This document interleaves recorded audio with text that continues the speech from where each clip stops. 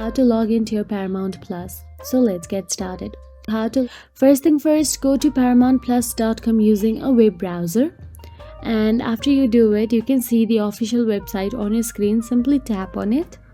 Then simply scroll down and there you can see a box available to fill out your email address.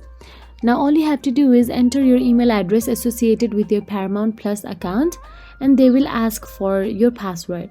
Then all you have to do is enter your password, and once you have entered your email and password, you will be signed in to your Paramount Plus account. First thing first, go to paramountplus.com using a web browser. And after you do it, you can see the official website on your screen. Simply tap on it. Then simply scroll down and there you can see a box available to fill out your email address. Now all you have to do is enter your email address associated with your Paramount Plus account and they will ask for your password. Then all you have to do is enter your password, and once you have entered your email and password, so that is it. If you found this video helpful, please like, share and subscribe, and thank you so much for watching.